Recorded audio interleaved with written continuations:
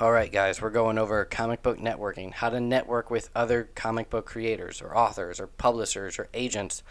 What are the key things that you need to know of how to contact people, reach out to people? Not the specifics of like how to DM them, but my general rule of what I call the arm's length rule. If that sounds interesting, let's go. So today's video is brought to you by my trade paperback for Liquid Kill Volume 1. So the TP, there's two different versions. It's now available. It's for pre-orders in both comic shops and through the bookstores. To get it through the bookstores, distributed through Simon & Schuster, you can pre-order it now on Amazon. The link is in the description. If you want to get it through your comic book shop, you can reach out to your comic book shops and you can give them the order codes that I'm putting in the description and here on the screen. There's two different versions. There's a limited edition Tony Infante cover. That was the original cover for issue 1, the first print run. Okay, they're doing a 1,000 copy limited print run of his cover for the trade paperback. And in addition to that, there's Gabriel Umazark's, new cover for the trade. For this is volume 1, guys. And like I said, that one's on Amazon at your local comic shop. So please, everybody, I encourage you all, if you are into this show, if you're into cyberpunk or hardcore comics, I encourage you to pre-order the book. It's 6 issues. I think the whole book itself is going to be like 160 pages long. I have trailers and stuff if you guys want to look it up. If you on hovencrow.com, and if you reach out to me, I can send you, previews and ash cans and stuff like that.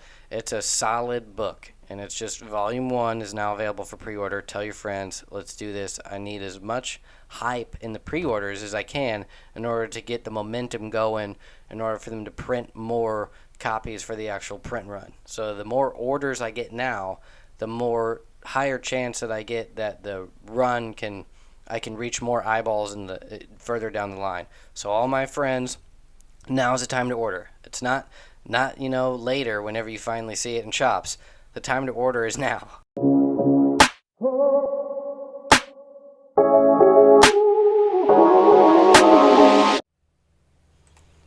Alright guys, let's jump into it. So I have this written. You guys can read it. I'll put it up on my website or add it to my email list or something like that. But so what this is what I call the arm's length rule.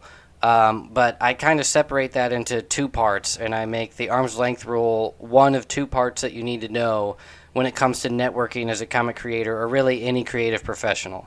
So the arm's length rule plus knowing what you're worth are the 2 things that go hand in hand in understanding how to network with other people. So when we talk about networking, it's like getting to know or reaching out with other artists, authors, publishers, agents, anybody that you are involved in this industry. How do you showcase credibility to partner with somebody and get them a part of your project? And so when it comes to reaching out to an artist, and how do you convince them to join you, or how do you, because what you learn is the big thing people want is they want to get with a big publisher, and they realize the best way to get with a big publisher is to partner with a well-known creator, either an artist or a writer who's already worked with those big publishers. And in order to work with someone like that, you have to get in contact with them, and that's called networking, is how do you sort of finagle your way in. This is the whole Hollywood thing where it's about who you know and not what you know, and people trying to get into parties and all this kind of stuff. Well, in the internet digital realm, especially whenever everybody in comics, most of the time we're working with people all over the world, and we're interacting with people in basic places. I'm not going to go into the step-by-steps of how do you reach out to people on Twitter or Instagram or something like that. I'm just the 2 things I'm going over is, like I said, you need to know your worth and understand the arm's length rule. So let me explain what those are. So in a general sense, the arm's length rule means never reach above or below more than an arm's length, or what we call in the technical, like mathematic or statistical terms, we call that a standard deviation. In our sense, what it means is understand where you think you are at realistically in comparison to other people in this industry, and never try to reach above you meaning like never try to contact or reach out to somebody that's at a way higher level than you or way lower level than where you're at. You don't want to reach out to kindergarten kids to be your artist. You also don't want to reach out to the biggest names in the world to be your artist either. So what we call that is just one arm's length. Somebody that's basically on your level, but just at the very as far as your hand can reach to where you're touching them. Think about it. If you're in a neighborhood, you want to reach out to the neighbor with the biggest house, but still in your neighborhood. Okay? You don't want to reach out to the people in the mansions down the road, and you don't want to go to the shacks in a different town. You just want to go to the biggest house, the richest neighbor in your neighborhood. In the comic world, I kind of will go over what that means, and that's what I talk about when I say know your worth. So what your knowing your worth means, realistically, is what is your skill and popularity level in your creative field. And you'll need to ask yourself a few questions in order to figure this out. It's basically, do you have a unique style? Meaning, when you are an artist or an author, if someone were to read or look at your work, is it obvious that that style is yours, or at least different from everything else? Or does it just blend in to where you could be anybody? Have you ever written or illustrated something highly popular? Have you ever gone viral in any way? Have you ever had a best-selling book? Have your videos or something? Do you have a lot of followers or something like that? Because of a popular video that you made or something like that. Same thing in the same sense as, do you have a large following? By following, that literally means how many people are buying or watching or looking at or reading what you do. In a very tangible sense. How many people follow you on Instagram? How many people subscribe to you on YouTube? How many people visit your website? How many people are in your email list? Those kinds of questions. Have you won any awards? And how prestigious are those awards? How many people enter the contests that you've won an award on? These are the kind of things that you'll realistically want to look at. Like, you may have won an award, but think about, how much does that matter to someone else? Is this an award that, is unique to your industry and that people recognize as a very credible thing, like the Eisners or something like that? Do you own the rights to popular IP? So this might mean, you don't have anything to your name in a sense of like a creator-owned comic book that's a hit or a popular YouTube channel, but maybe you own the publishing rights to a popular novel or something like that. Or maybe you are partnered with somebody that is very popular in a different country. These are the kinds of things that if you aren't that already, those are the kinds of partnerships you can think about in order to gain your credibility, so to speak. Do you generally have the funds to personally fund big projects? So this is basically me politely saying, are you rich? Or do you have a lot of money? If you're trying to think of each of these questions you're asking of how high of the level you are, if you think of these questions and you want to see how valuable you are, the highest value would be someone that has a very unique style that when someone sees it, they immediately know this is an unusual, one-of-a-kind art style, and the only person that has this kind of style is blah. Sean Gordon Murphy.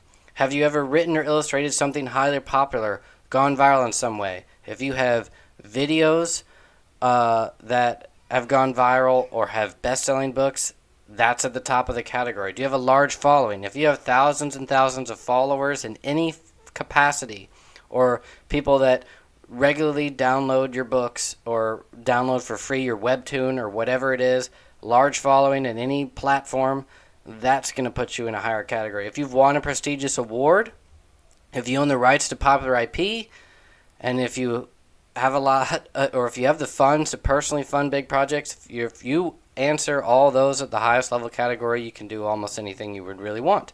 In a sense, you're at a high level. So that means that when it comes to an arm's reach of you, is you can reach out to somebody else that is also high in these categories. Or if you're at the middle of the road, maybe you can answer 3 of the 4 pretty well. You can reach out to somebody that might have 4 of the 5 or 6 or whatever questions that I have. So these are the things that bring value to yourself as a creator. Place yourself realistically in the industry. Grade yourself by a level of skill and popularity. It's very easily observable with metrics like years in the industry is another factor. The number of books released with publishers. The number of books with top-level or mainstream publishers. And your audience base or your follower count either on social media or YouTube. So this is, I give those like 4 indicators of being like, if you just want to, you don't have much, you just want to see like, where am I at? I've been in this industry for 3 years. I have 1 book released with a small press publisher or, self-published, and my audience base is 500, people who follow me on YouTube or on Instagram or something like that. Realistically look at yourself in that and be like, okay, I put myself at sort of this level. Now, what happens is normal in math, but naturally the largest portion of us are within the same broad category. We have less than 10 years in the industry, maybe a handful of books, mostly self-published or with small press publishers. Thus, most of the people we talk to are what we call within an arm's reach. So most people watching these videos, most of the people that are creating self-publishing comics, and we're all within an arm's reach of each other. So a lot of this stuff is fairly easy. So when it comes to networking, you're going to want to niche down to that somebody's within their arm's reach, but now you want to see what have they done that's similar to what you're doing or that you might think. Then you'll have to do real research. But I don't want to dive into that part, because what I want to get into is something that no one ever told me that I think is very good to learn, and it's about reaching down. Because in addition to us trying to reach up to other people and, sort of basically whenever you're reaching out to somebody else, the whole point of trying to figure out what your level is if you're trying to level up and get somebody that's like just outside your arm's reach, is you have to know how to talk to people and learn how to always make sure that when you're reaching out, you have something to offer. So that is like the key factor, is that whenever you are trying to collaborate with someone, you cannot drag someone down. You can never ask somebody for favors. Anytime you're reaching out, it is about asking them what you can do for them. And that's like the best way to determine if somebody is actually too far out of your length or not. Because if you have something of value that you can give to them, then realistically 2 people can benefit from the project. So if you want to partner with another creator, what I suggest is reach up as high as you can, but not too far. And when you contact others, and you only want to use them or ask them, you only want to ask them if you can help them. Okay? If you reach out with something to offer and your skill sets or connections aren't valuable to them, but they are genuine, you'll come across as legitimate, and this can at least start a relationship, if not a full-blown collaboration. It may not feel natural, and it may feel backwards at first, but it's also important to keep your relationships transactional. So what I mean is you want to make it clear who owns what and how much is stuff going to cost, and figure out like who's paying who and how much and when right away, and who's going to own everything and stuff. Like figure that stuff out first, because it gets ugly down the line. So for those who don't already know, if you haven't already experienced this, if there's not clarity about money and ownership up front, and you start to actually get further along in a project, people's lives change and the partnerships get ugly. And people drop out of projects because they feel it's just not worth their time anymore. And since you never had a contract, or you never treated someone seriously or paid them up front, or gave them clear deadlines, or all this kind of stuff, you'll just, or even if the project goes smoothly, it's a hit. Now, whenever there's money coming in, if it's not clear who's getting what, everyone all of a sudden, they did most of the work, and they expect more money and all this stuff. So I can't stress that the other importance about this is, even before you start collaboration, is so many times you will start networking with people, and all of a sudden when you get some form of, not fame, but like something happens to where that person, that all you did was read something they sent you and said, I don't like this, or thanks, or whatever, all of a sudden they're going to say you stole their idea, or you used their ideas in something that you made that was successful, and they expect some kind of ownership for something totally unrelated to anything that you barely even remember. It was someone you just, talked to on Twitter 3 years ago, and so that's where it's just like, everyone that you get involved with is like, take it seriously. Just because somebody, whenever you're reaching out to someone, same thing whenever someone's reaching out to you, because that's what happens, is everybody's like pushing and pulling, and naturally people just try to take from other people. They want to use your credibility, your connections, your talent, to their benefit. And if you're a great artist, writers going to be reaching out to you to try to use you for their project, or whatever it is. And if you're a writer, vice versa. And if it's not clear up front, sure, I'll do this for this price at this time, blah blah blah blah blah blah. Because and write up contracts. They don't have to be super legal. Just make it clear, some few basic things. Because it's just, I see it time and time again where as soon as a little bit of money starts to come into play, everything turns into a nightmare. And I kind of mentioned here that, transactional doesn't have to mean immediately be like, who's going to, pay with, money or dollars. It can be social tokens, as they say. It can be sort of a, hey, I'll back your project if you back mine. Or, hey, do you want to partner with, like, I'll promote your thing. I'll tweet yours, you tweet mine. Or like, hey, you'll notice people that reach out to me, I don't always just say like, oh yeah, you pay me for this. I'll just be like, hey, before we talk, can you do me a favor and just, review the whatever it is that you read of mine, or whatever. Like, give me an official review or rating on Goodreads or something. And it's like, that's a good opportunity to be like, just start it off to where it's like a tit for tat, or whatever they call it, quid pro quo or whatever. I think that covers sort of like the networking. The key things, just to back up, is like, realistically figure out where you're at in the industry, okay? And then figure out how you can level up as high as you can. And then whenever you reach out to people, make sure you're offering something. If you don't have, the talent that you think to, if you don't think let's say you're an artist and you want to work with a certain writer, your artwork has to really stand out. So whenever, in order for that writer to want to work with you, or the story, or like the characters that you've created or something, and whenever you reach out, you need to like express that you have exceptional talent, a large following, or if you don't have any of those things, just make it clear that you have the funds for a big project, that and that you might have some kind of connections or some kind of hook that will make that project worth their time. They're either going to get a bit, because think about it from a famous or well-known creator's perspective.